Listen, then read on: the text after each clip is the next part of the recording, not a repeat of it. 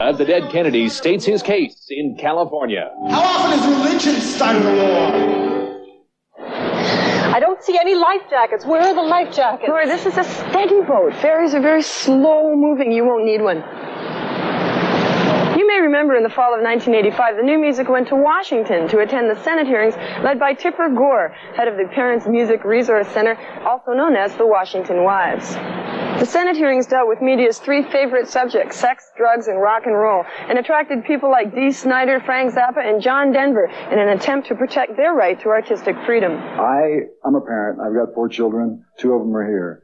I want them to grow up in a country where they can think what they want to think, be what they want to be, and not what somebody's wife or somebody in government makes them be. I don't want to have that, and I don't think you do either. One of the end results of the hearings was that both the Canadian and the American Recording Industry Associations decided to place warning labels on albums that might contain lyrically or visually offensive material. Now, not every third album ended up being stickered, but there was some fallout. When the Dead Kennedys released their latest album, Frankenchrist, it bore the following label. The inside foldout of this record cover is a work of art by H.R. Giger that some people may find shocking, repulsive, or offensive. Life can sometimes be that way. The poster is a graphic depiction of genitalia that has been on display in some European museums, but to me, it sort of looked like vegetables in mud. And I'd show it to you, but it's no longer available in the album. You see, a woman charged Jello, Biafra, and the Dead Kennedys with distributing harmful material to a minor when her 14-year-old daughter bought the album. This case was considered precedent-setting by many in the entertainment industry, and it finally went to court last week. Much Music's Erica M. was in Los Angeles, and we asked her to track down Jello, Biafra.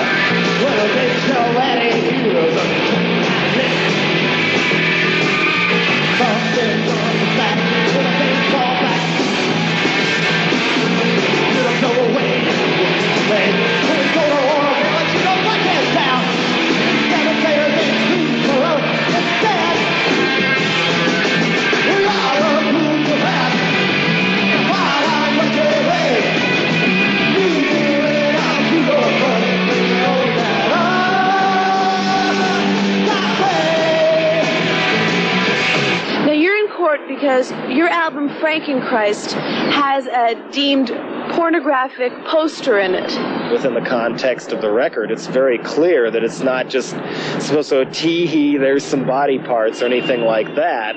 It's the ultimate portrayal, to me, the strongest piece I've ever seen, that says here we are as a society, the me generation, the yuppie mentality, the people who would be willing to traffic in arms and genocide all over the world just to make a buck, that kind of thing. Here we all are screwing each other in more ways than one.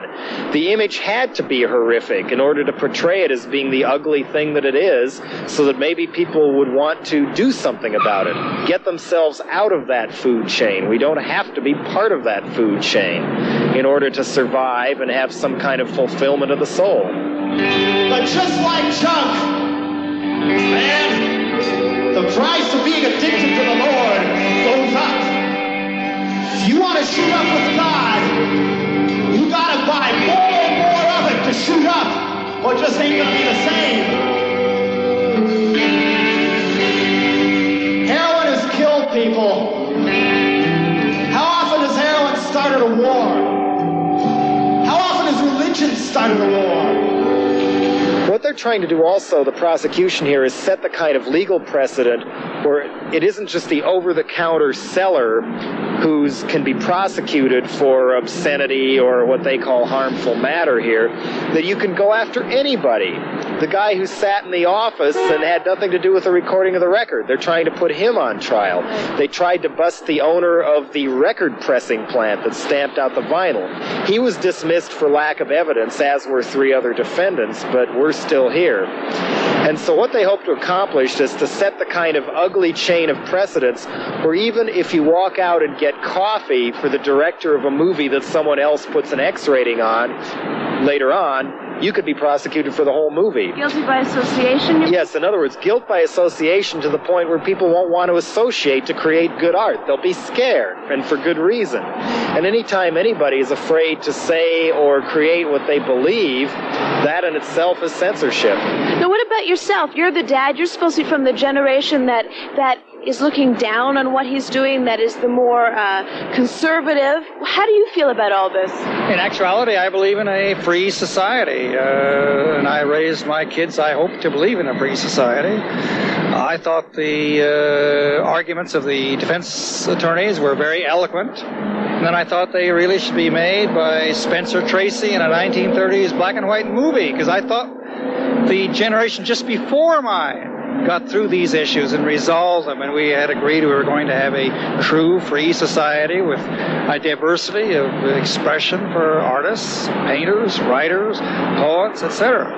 I'm just appalled to be sitting here going through the same issue once again. As long as we have people who are uptight and have no sense of humor being given too much power, this is going to happen, though. That's why some of us who try to create something new use our art to fight those people. If anybody needed a dose of H.R. Giger and dead Kennedys, it was this prosecuting team. I mean, it's obvious, yes, they won't admit it, but they learned something from it, too. That's what good art is art that inspires people to think, even if they don't like it. I mean, the argument the prosecutor made today was that because this album and the visual art didn't have a happy ending, it therefore was legally liable. What happens to Platoon, the film? What happens to Full Metal Jacket or Apocalypse Now? What happens to the documentary on acid rain made in Canada that the Reagan administration has forbidden to be shown in America? All kinds of media and our access to information itself is what's on trial here and in many other places. It's an organized attempt by cultural vigilantes to shut down our right to know.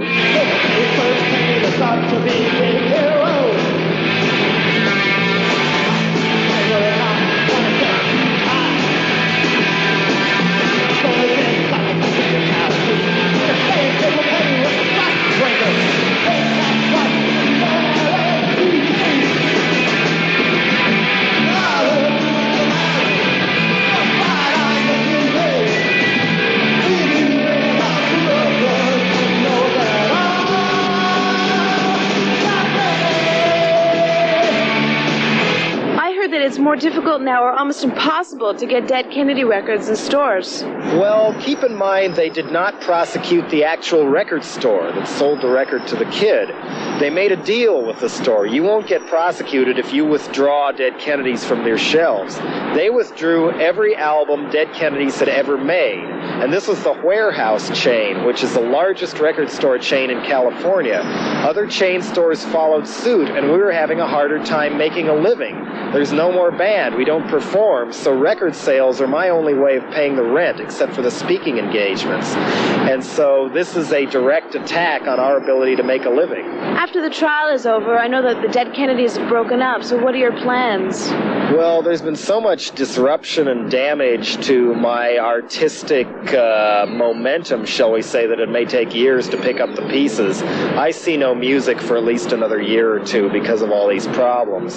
So I will do a speaking tour in the fall. I may turn up in Canada for part of this. It's sort of aimed at college campuses, shall we say. I mean, if G. Gordon Liddy is the highest paid college lecturer in America, someone's got to do something.